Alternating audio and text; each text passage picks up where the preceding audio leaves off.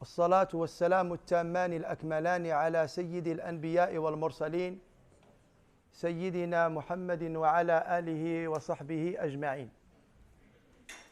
سبحانك لا علم لنا إلا ما علمتنا إنك أنت العليم الحكيم.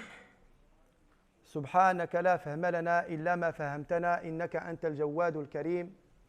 رب اغفر وارحم وأنت خير الراحمين. أما بعد. Mes chers frères, mes chères sœurs, dans un hadith authentique, le prophète Mohammed sallallahu alayhi wa sallam informe les compagnons et les compagnonnes et à travers eux et elles, il informe l'ensemble de la communauté musulmane jusqu'à la fin des temps. Il dit sallallahu alayhi wa sallam: Ala unabbi'ukum bi khayri a'malikum. Vous ne voulez pas que je vous informe de la meilleure de vos actions? Ala unabbi'ukum bi khayri a'malikum. Je vais vous informer de la meilleure action que vous pouvez faire. La meilleure qui génère la meilleure des récompenses d'Allah tabaraka wa ta'ala. Wa azkaha 'inda malikikum. Azkaha, la plus pure et la plus valorisante auprès de votre souverain. Wa azkaha 'inda malikikum wa arfa'iha li darajatikum, et celle qui vous élève dans les hauts degrés, celle qui vous élève dans les hauts degrés. Wa khayrun lakum min infaqi adh-dhahabi wal waraq, et elle vous est meilleure, cette action, que de donner fi sabilillah de l'or et de la monnaie. Cette action est meilleure que les dons que vous donnez aux nécessiteux et aux pauvres. Wa khayrun lakum min infaqi adh-dhahabi wal waraq. Wa khayrun lakum min an talqaw aduwakum fatadribu riqabahum wa yadribu riqabakum. Et elle vous est meilleure que de rencontrer vos ennemis. Allez dans le sentier de Dieu pour combattre, pour que la parole de Dieu soit la plus haute. Vous faites face à vos ennemis, vous vous entretuez les uns les autres. Je vais vous indiquer une action meilleure que celle-ci. Qalu bala ya Rasulallah. Bien sûr, au messager de Dieu, on aimerait connaître cette action-là. De quelle action s'agit-il? De quelle ibadah, de quelle adoration, de quelle pratique qui existerait dans le din, et elle est la meilleure, considérée comme étant la meilleure des actions, et c'est l'action la plus purificatrice de nos âmes, de nos égos, et elle nous élève dans les hauts degrés auprès d'Allah tabaraka wa ta'ala, et elle est meilleure encore que de donner une aumône en or et en monnaie, et elle est même meilleure que d'aller dans le sentier de Dieu combattre fi sabilillah, dans le sentier d'Allah. De quelle action s'agit-il? Informe-nous, ô messager de Dieu. Qalu bala. Au contraire, ya Rasulallah, on aimerait connaître. Il dit sallallahu alayhi wa sallam tout simplement: Qala dhikrullahi ta'ala.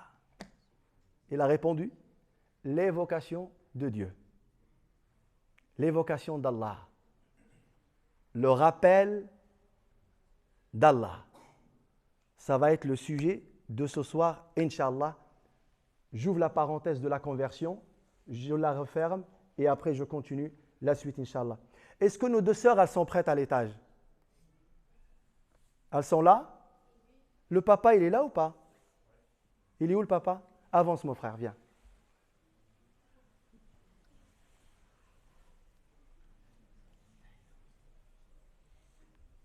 Abdelrahman.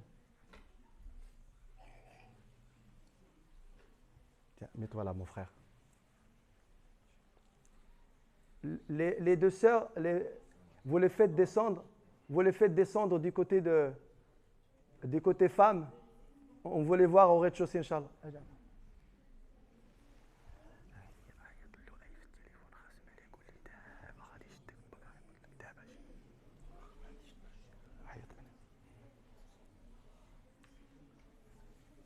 Je vous présente le papa. Mon frère, vous êtes converti depuis combien de temps? 3 ans. Depuis 3 ans. Et donc les filles n'ont pas été converties à l'islam jusqu'à maintenant. Non. D'accord. Il a 2 filles et elles ont pris la décision aujourd'hui de se convertir à l'islam. Quel âge elles ont, les 2 filles? 15 et 12. 15 ans et 12 ans. Masha'Allah. Donc ces filles-là, elles sont venues au monde il y a 15 ans et l'autre il y a 12 ans. Et le papa, il est converti il y a 3 ans. Et maintenant, les filles, elles sont prêtes aussi à se convertir à l'islam. Elles ont fait cette conversion-là et je voudrais justement que vous la partagiez avec eux, Inch'Allah, tabaraka wa ta'ala. Vous faites descendre les sœurs du côté femme, comme l'akhawat. Là, c'est bon, elles peuvent passer par là. Assis-toi, mon frère. Mets-toi à l'aise. Sinon, je te donne ma chaise. Non, ça va aller. Elle est plus confortable, celle-là. Même si je ne la voulais pas, en général. On me l'a imposée. Allez-y, les jeunes filles, avancez, s'il vous plaît. Avancez. Venez, les 2 filles, venez là. Salam alaikum wa rahmatullah. Dites-leur wa alaykum assalam. Lina, on commence par toi. Bismillah. Alors, tu fais la shahada et si tu souhaites que je t'aide, Inch'Allah, je t'aide. Je te donne un coup de main. D'accord? Bismillah. Tiens, prends le micro. Vas-y. Rapproche le micro. Takbir. Takbir. La deuxième. Rapproche le micro. Masha'Allah. Takbir. Takbir. En tout cas, la famille, les filles, les enfants, la communauté est à votre disposition et à votre service.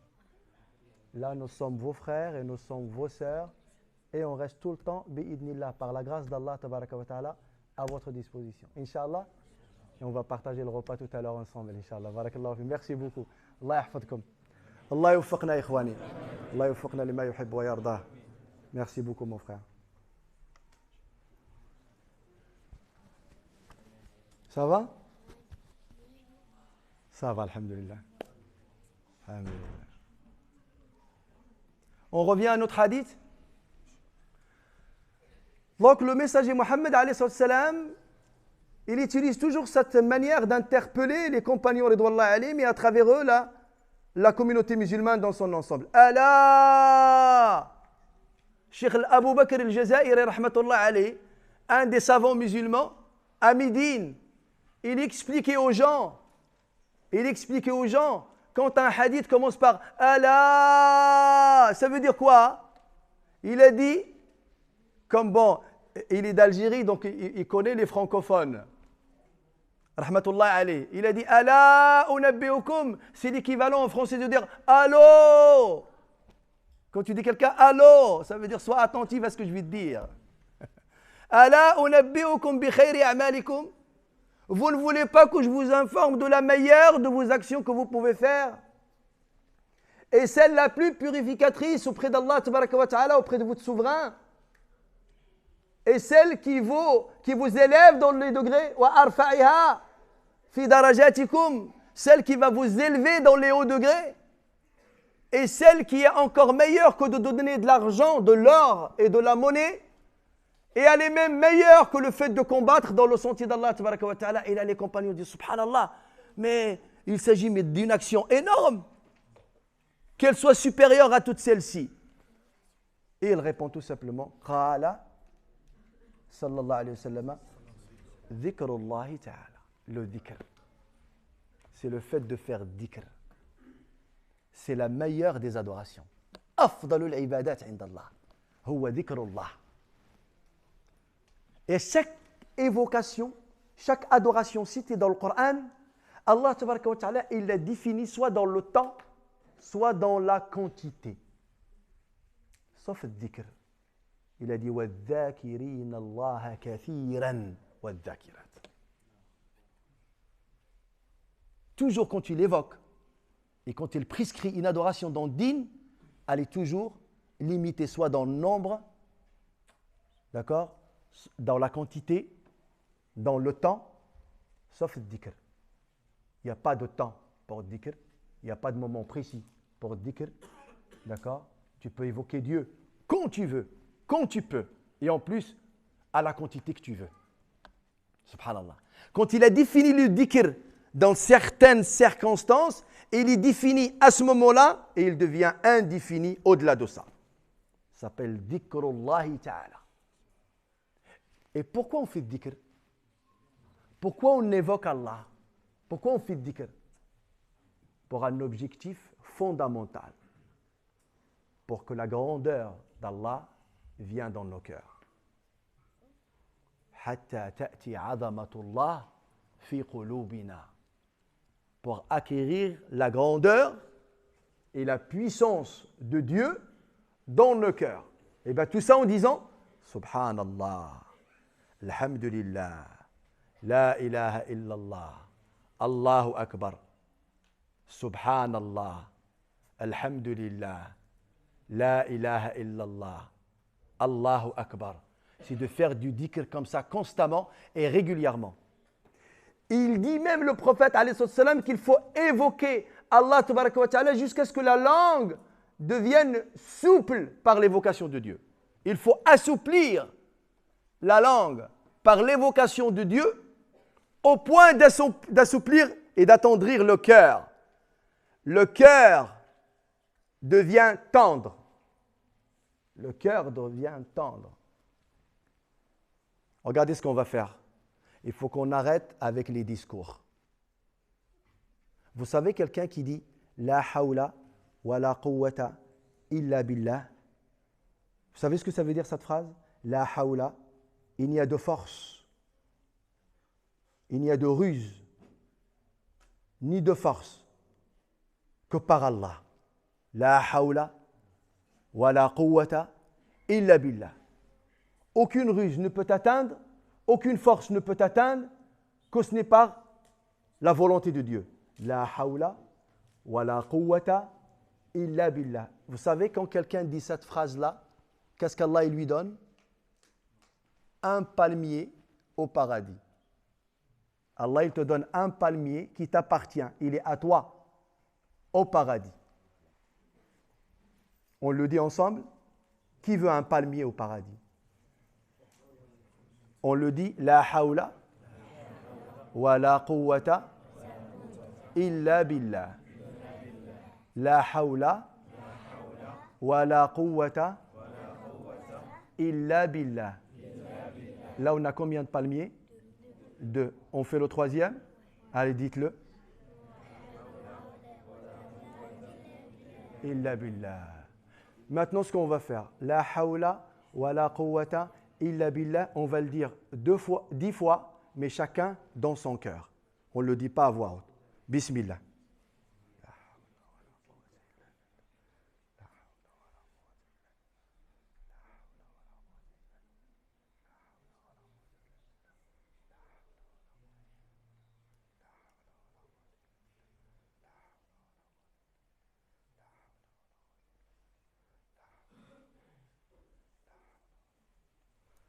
Masha'Allah. 10 palmiers par personne. Je ne compte pas les 3 premiers.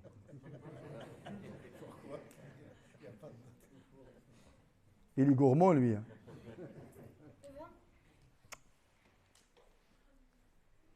Vous imaginez ce qu'on est en train de faire là? Là, on est en train de cultiver le paradis.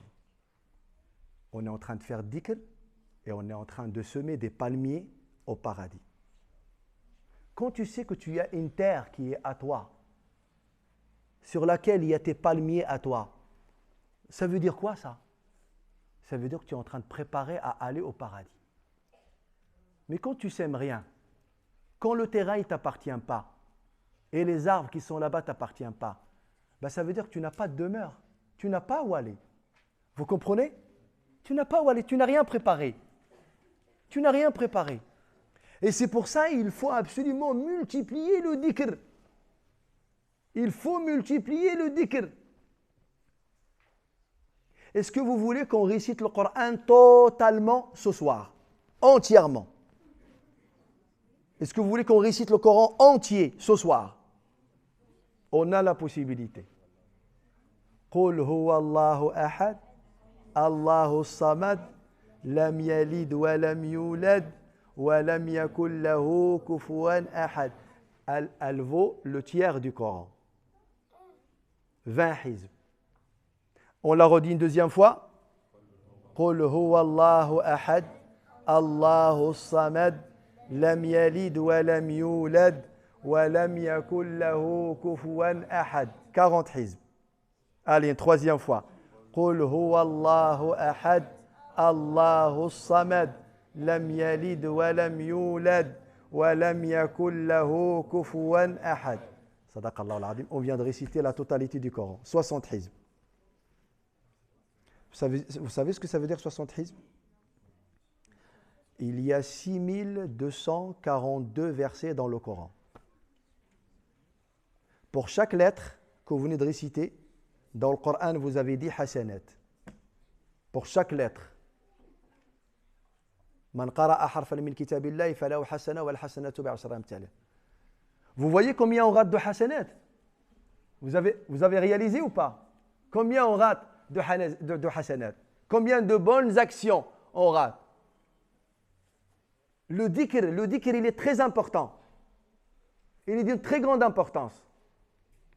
Maintenant, le prophète, alayhi salam, pour nous expliquer l'effet du dhikr, il dit, sallallahu alayhi wa sallam, مَثَلُ الَّذِي يَذْكُرُ رَبَّهُ وَالَّذِي لَا يَذْكُرُهُ كَمَثَلِ الْحَيِّ وَالْمَيِّتِ.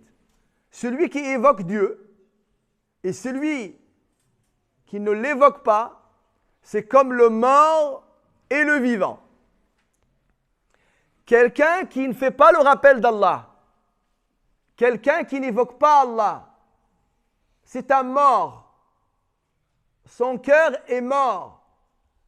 Quelqu'un qui évoque Allah, subhanahu wa ta'ala, son cœur est vivant. Et quand vous avez un cœur vivant, votre cerveau est vivant. Il réfléchit bien. Il pense bien. Votre langue est vivante. Elle parle bien. Vos yeux sont vivantes. Elles voient bien. Et elles voient les bonnes choses, les choses licites. Vos oreilles deviennent bien. Parce que votre cœur est bien. Le cœur est vivant. Et donc les oreilles, elles deviennent vivantes. Et comme elles sont vivantes, elles veulent entendre uniquement ce qui les aide à continuer à vivre.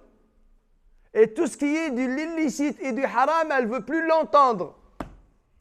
L'oreille ne supporte pas le mensonge. Elle ne va pas supporter la calomnie. Elle ne va pas supporter la médisance. Elle ne va pas supporter les injures, les insultes, les grossièretés, la vulgarité. L'oreille ne peut plus le tolérer. Pourquoi? Parce que le cœur, il est vivant. Et l'oreille, elle devient vivante. Et elle peut entendre uniquement ce qui apaise le cœur. Le reste, elle le jette. Même vos yeux. Si le cœur est vivant, les yeux sont vivants. Et ils ont envie de voir uniquement ce qui leur permet de continuer à vivre. Elles veulent voir salah, la vertuosité, la crainte de Dieu, les rassemblements comme cela, les rencontres en Allah. Elle veut voir la mosquée, elle veut voir Baytullah al-Haram, elle veut voir la Kaaba. Elle veut voir le lieu de Arafat, elle veut voir le Mushaf. Elle veut voir les élus d'Allah, tabaraka wa ta'ala, les vertueux, ceux qui ont la crainte d'Allah, azza wa jal. Et vos yeux ne peuvent plus supporter de se diriger vers l'illicite, vers le haram. Donc, Radd al-Basar, il devient facile. Le fait de baisser son regard pour créer un voile entre vous et ce que Dieu nous a interdit devient facile. Et quand tu vois une image qui n'est pas halal, tu baisses le regard. Pourquoi? Parce qu'il y a de la lumière dans tes yeux. Et tu n'as pas envie de la perdre. Cette lumière, elle vient d'un cœur vivant. Le cœur devient vivant parce qu'il évoque Allah, subhanahu wa ta'ala. Il devient vivant parce qu'il évoque Allah, subhanahu wa ta'ala. مثل الذي يذكر ربه والذي لا يذكره مثل الحي والميت. Wallahi, mes frères et mes sœurs, on peut voir des personnes vivantes qui marchent sur terre, mais en fait, c'est des personnes mortes. C'est des personnes mortes. Et vous pouvez voir des personnes allongées, ne bougent plus, mais c'est des personnes vivantes. Parce que le cœur, il bouge. Parce que le cœur est vivant. Parce qu'il y a un lien très fort entre le cœur et Allah, tabaraka wa ta'ala. Et c'est pour ça qu'il faut multiplier le dhikr dans la journée.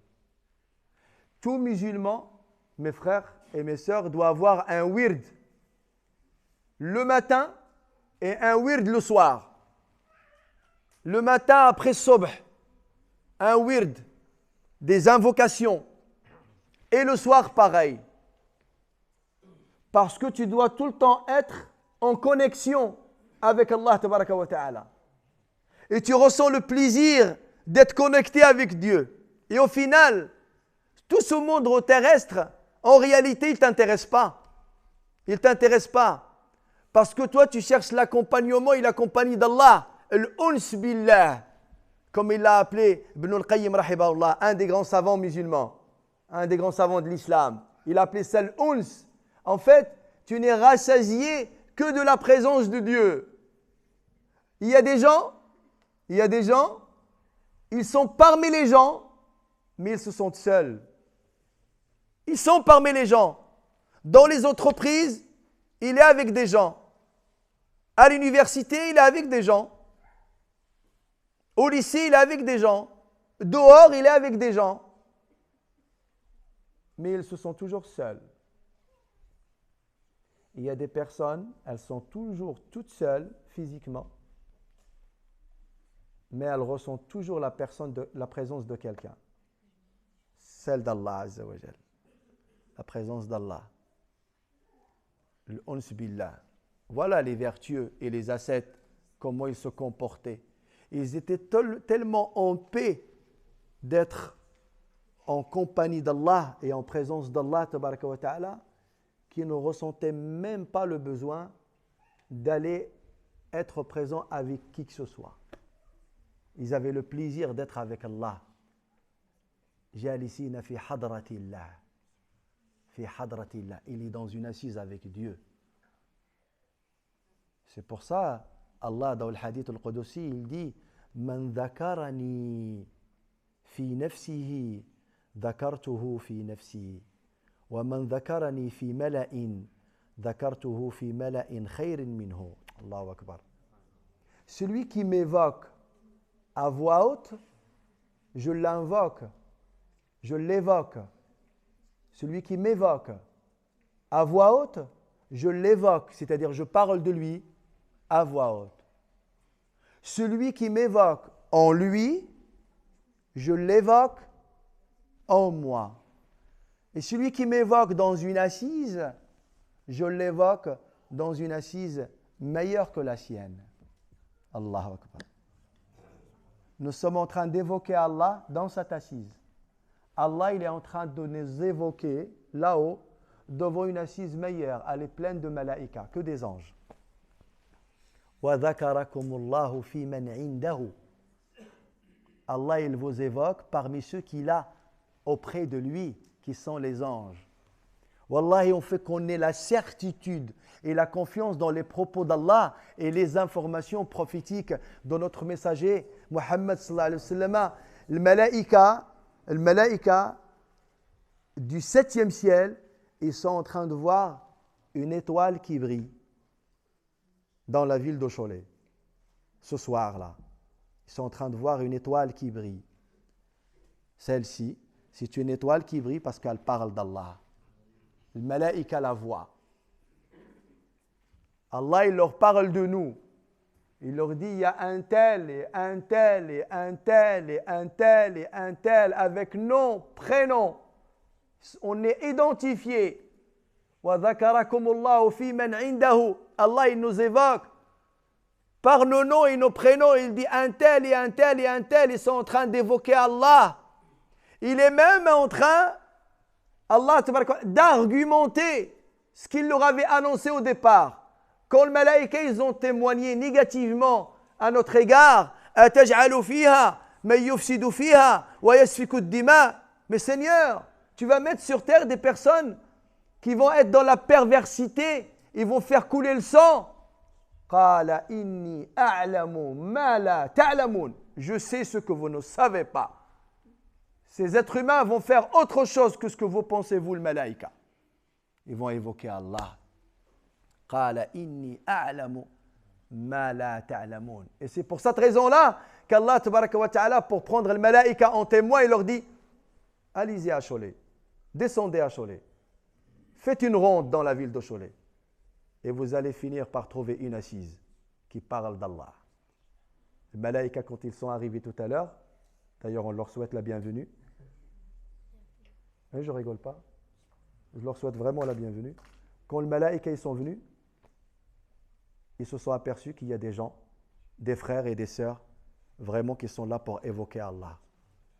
Et là, subhanallah, les malaïkas ils nous regardent. Ils disent, nous les anges, on évoque Allah instinctivement, parce qu'Allah il nous a créé de lumière. Et c'est normal qu'on évoque Dieu. Mais ces gens-là, ils ont des passions, ils ont une âme bestiale, ils ont un ego, ils ont des désirs, ils ont d'autres tentations, d'autres tentatives. Et ils ont délaissé tout ça. Et un samedi soir, plein d'activités illicites, en action, ils se sont privés de tout ça pour venir évoquer Allah. Mais quel honneur, subhanallah al-azim. Quel honneur, quelle fierté, quelle dignité de faire preuve de soumission à Allah tabaraka wa ta'ala. Ya Rabbi, on est là pour t'obéir. Ya Allah, on est là pour te plaire. Ya Allah, on est là pour que tu sois satisfait de nous, ô notre Seigneur. Allahu Akbar. Qu'est-ce que ça va être les attributions? Combien de choses il va nous donner Allah Azza wa Jal? L'auto de rahma, l'auto de clémence, l'auto de sérénité, l'auto de bien-être. Allahu Akbar. Vous me comprenez ce que je dis? Un grand khayr uniquement par le biais du dhikr. Uniquement par le biais du dhikr. Il faut absolument qu'on provoque, qu'on multiplie les assises pour évoquer Allah tabaraka wa ta'ala et faire beaucoup de dhikr. Tout à l'heure, mes frères, je parlais du wird. Vous vous rappelez de ce terme-là? Le wird, c'est quoi? Le wird, c'est un nombre de dhikr que vous allez faire quotidiennement, que vous allez faire tous les jours. Dans lequel, vous savez, il faut commencer par quoi dans le wird? D'abord par astaghfirullah. Qu'est-ce que ça veut dire astaghfirullah? Je demande pardon à Dieu. Parce qu'il faut se purifier. Il faut d'abord pratiquer un nettoyage. D'accord? De délaisser les interdits d'Allah. De se repentir. Il faut faire 100 fois astaghfirullah. On dit astaghfirullah. Tiens, on va le dire 10 fois là. Comme ça, on l'apprend tous. Allons-y. Astaghfirullah, astaghfirullah, astaghfirullah, astaghfirullah, astaghfirullah, astaghfirullah, astaghfirullah, astaghfirullah, astaghfirullah, astaghfirullah. Là, on vient de demander 10 fois pardon à Dieu. Déjà, quand vous lui demandez qu'une fois, il vous pardonne. Lorsque vous lui demandez une seule fois, il vous pardonne. ذكروا الله فاستغفروا لذنوبهم ومن يغفر الذنوب إلا الله ولم يصروا على ما فعلوا وهم يعلمون. ذكروا الله. Les personnes, lorsqu'ils commettent un péché, lorsqu'ils désobéissent à Allah et qu'ils se rappellent de Dieu, ils se rappellent d'Allah, ils implorent son pardon. Et qui pardonne si ce n'est Allah? وَمَنْ يَغْفِرُ الذُّنُوبَ إِلَّا اللَّهُ. Et ils n'insistent pas, ils ne persistent pas dans le péché. Et Allah, il finit par leur pardonner. Allah, il finit par leur pardonner. Là, on a insisté, on a envoyé 10 dossiers pour la même demande. Et Allah, avec un dossier, il accepte déjà. Quand tu dis « Allahumma ghfirli » une seule fois, Allah, il te pardonne quand tu es sincère. Mais quand tu insistes 10 fois, il te pardonne tellement qu'il te purifie totalement. Tu deviens propre, tu deviens pur. Quand tu le dis 100 fois, astaghfirullah. Pourquoi on va faire 100 fois?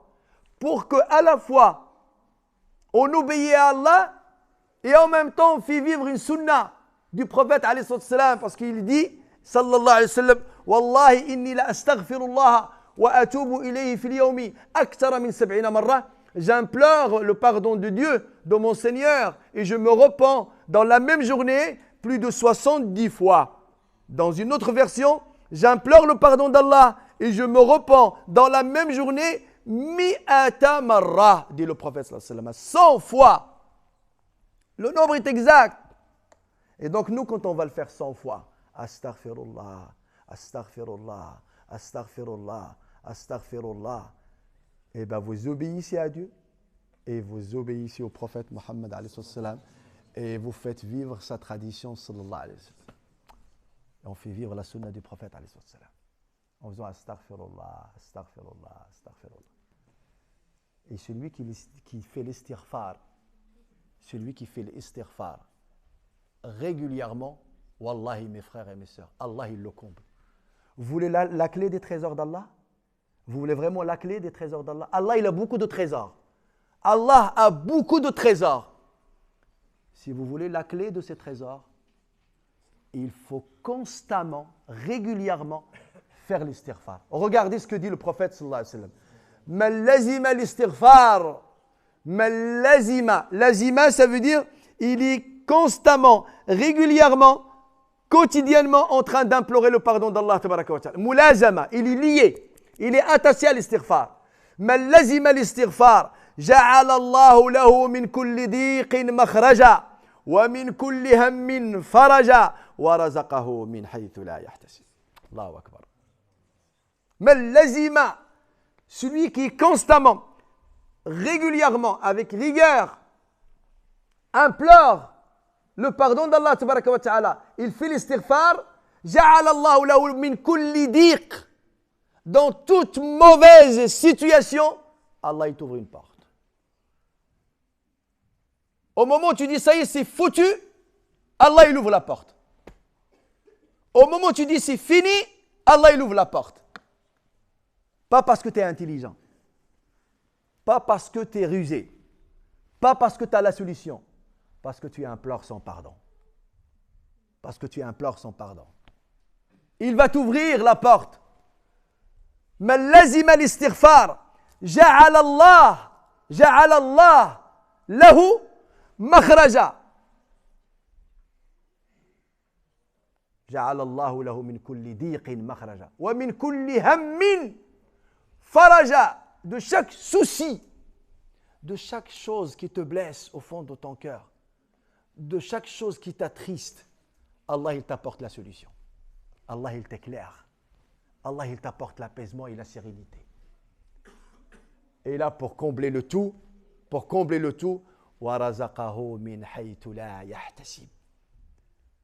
وَرَزَقَهُ مِنْ حَيْثُ لَا يَحْتَسِبُ. Et rizq, c'est un terme vaste.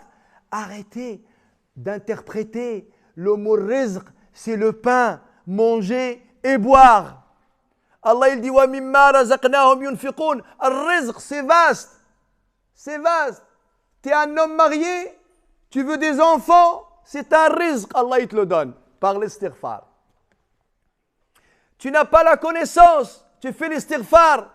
L'ilm est un rizq. Tu es un jeune pas marié, fais l'istighfar. Allah il te ramène une bonne épouse. Tu es une sœur non mariée, tu fais l'istighfar. Allah il te ramène un bon époux. Par l'istighfar. Par l'istighfar. Tu veux la santé par l'istighfar. Toutes sortes de rizq au sens large du terme. Ay rizq, Allah il te l'apporte. Tu veux le rizq de la santé, celui de la sagesse, celui de la connaissance, celui de la richesse matérielle, celui du mariage, celui des enfants. Tu fais l'istighfar. Tu veux le rizq de dunya et de l'akhirah, fais l'istighfar.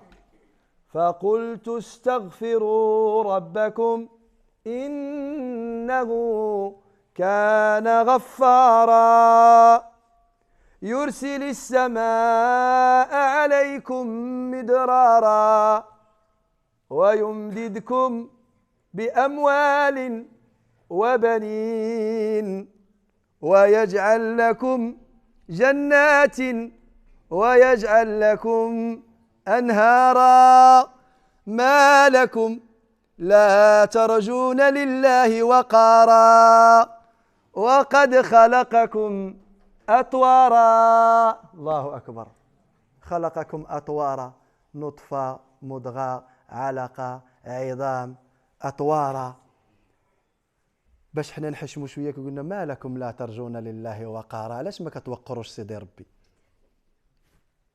علاش ما كتوقروش الله Pourquoi vous ne respectez pas Dieu? Le fait de ne pas avoir totalement confiance en lui est un manque de respect. ما لكم لا ترجون لله وقارا وقد خلقكم أطوارا. Vous-même, il vous a créé d'une goutte, d'un petit morceau de chair. Il a fait de vous un squelette qu'il a rhabillé par de la chair et il vous a donné la possibilité de sortir des ventres de vos mères. يخلقكم في بطون أمهاتكم خلقا من بعد خلق في ظلمات ثلاث. Dans 3 ténèbres, 3 nuits, Allah il te crée. Et comment peux-tu ne pas faire confiance à quelqu'un qui t'a créé, qui t'a donné l'existence et il a été capable de te donner la vie, de faire de toi un être vivant, et après lorsqu'il s'agit de rizq, tu y as peur. On ne lui fait pas confiance. Alors qu'il te dit فَقُلْتُ اسْتَغْفِرُوا رَبَّكُمْ. Je leur ai dit, implorez le pardon de Dieu. إِنَّهُ كَانَ غَفَّارًا. Ghaffara en arabe, c'est quand il insiste, comme quoi c'est le pardonneur. Il est vraiment, certainement, le pardonneur. إِنَّهُ كَانَ غَفَّارًا. La première attribution, la première faveur. يُرْسِلِ السَّمَاءَ عَلَيْكُمْ مِدْرَارًا. Allahu Akbar. De la bonne pluie. Allah fait descendre de la bonne pluie pour qu'il y ait une bonne agriculture. Aujourd'hui, on se pose la question, bah, c'est dommage, il ne pleut pas. Ce sont nos actions. Ce sont nos actions. Dieu, il nous prive parce qu'on commet des péchés, parce qu'on commet des interdits, parce qu'on ne respecte pas Allah, parce qu'on ne fait pas l'istighfar. Il vous attribue des enfants, de la richesse matérielle. Allahu Akbar. Il vous attribue de grands jardins. Des rivières et des fleuves. Allahu Akbar. La belle vie, la meilleure vie dans ce bas monde et dans l'au-delà. C'est pour ça qu'il est nécessaire de faire l'istighfar, d'implorer le pardon d'Allah. Al-Fudayl ibn Iyad, un des grands tabi'in, un des ascètes, il a dit La kabirata ma'al istighfar, wa la saghirata ma'al israr. Écoutez bien cette phrase de cet homme ascète, de cet homme très proche d'Allah tabaraka wa ta'ala. Il dit il n'y a pas de grand péché lorsqu'il est suivi d'une imploration du pardon d'Allah. La kabirata ma'al istighfar. Quelqu'un qui demande vraiment, sincèrement, le pardon d'Allah tabaraka wa ta'ala, même s'il a commis un grand péché, Allah il lui pardonne. Wala saghirata, il n'y a pas de petit péché ma'al isra. Ce n'est plus considéré comme étant un petit péché lorsqu'il s'agit de quelqu'un qui persiste à le commettre. Quelqu'un qui insiste à commettre le péché, même s'il est de petite taille, il devient grand. Parce que le problème, il n'est pas dans le péché lui-même, il est dans le fait que tu sois dans l'audace de continuer à lui désobéir de n'importe quelle manière, par le grand, par le péché, ou par le petit. Le fait que tu te considères être capable, manquer de respect à Allah tabaraka wa ta'ala, et de minimiser le péché et de multiplier plusieurs fois et de continuer d'être dans la continuité à le commettre. Ça, c'est très mauvais. Ça, c'est très mauvais.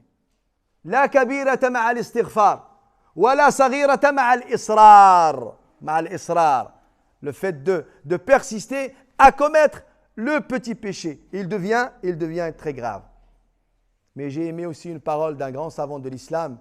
Il a dit, notre istighfar a besoin d'un istighfar. Parce qu'en fait, faire l'istighfar, ça veut dire quoi? Ça veut dire implorer le pardon d'Allah. Mais ça veut dire qu'au moment où tu fais l'istighfar, tu dois être attentif à celui à qui tu le demandes. L'istighfar, tu le demandes à qui? À Allah. Et comment tu dis? Astaghfirullah, astaghfirullah, astaghfirullah, astaghfirullah, astaghfirullah. Et là, je pense à autre chose. Astaghfirullah, astaghfirullah, astaghfirullah. Où est-ce que j'ai mis les clés? Astaghfirullah, astaghfirullah. Mon portable est là-bas. Astaghfirullah, astaghfirullah. C'est pas respectueux, ça. C'est comme si tu vas voir un être humain, un individu, tu lui dis, oh, smahli, smahli, smahli, pardonne-moi. Il dit, non, mais je ne te pardonne pas. C'est quoi cette manière de te comporter? Tu viens me demander pardon et tu me tournes le dos? Regarde-moi en face, tu me dis pardonne-moi. Nous-mêmes avec Allah, tabaraka wa ta'ala, avec notre langue, on lui dit pardonne-nous, mais notre cœur, il est avec quelqu'un d'autre. Il y en a qui ne me disent même pas astaghfirullah. Ils disent ils vont finir les 100. Mais le but, ce n'est pas de les finir. Le but, c'est d'implorer réellement Allah. Et ça, j'arrête pas de le dire dans toutes les mosquées. Même les tasabih après salat. Ah, je vois des frères, mashallah, c'est de l'express. Les 33, subhanallah. Et t'es un perroquet ou quoi? Pirouche, n'ta. 33.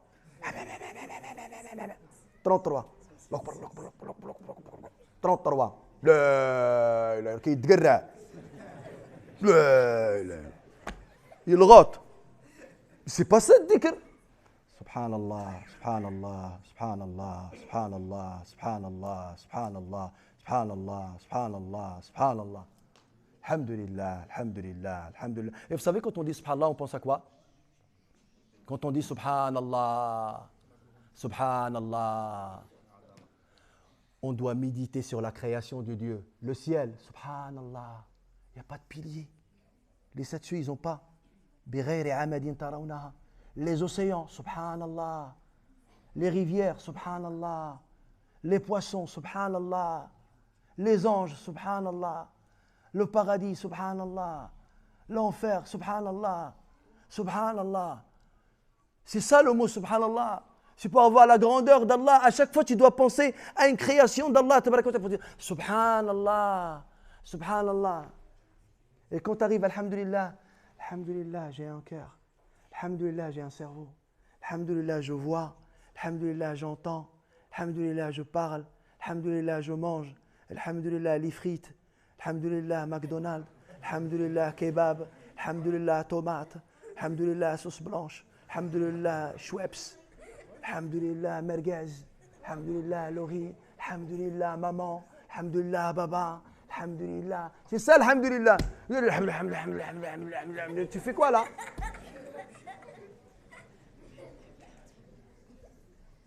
Il faut finir les 33. T'es pressé ou quoi?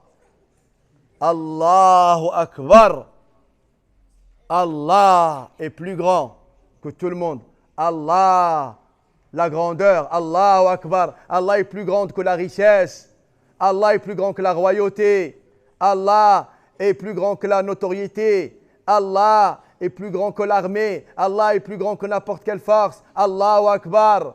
Allahu Akbar. Et là, à ce moment-là, je pense au grand miracle d'Allah. Quand Allah il a sauvé Sayyidina Ibrahim dans le feu pendant 40 jours, il n'a pas brûlé dans le feu. Il dit Allahu Akbar. Allah Ta'ala, il a permis à Moussa de traverser la mer. Allahu Akbar. Il a protégé Yunus dans le ventre du poisson, de l'hout. Allahu Akbar. Allah, il a élevé Isa pour le protéger et le mettre au 12e ciel. Allahu Akbar.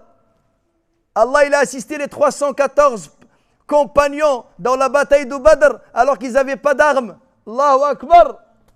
Allahu Akbar.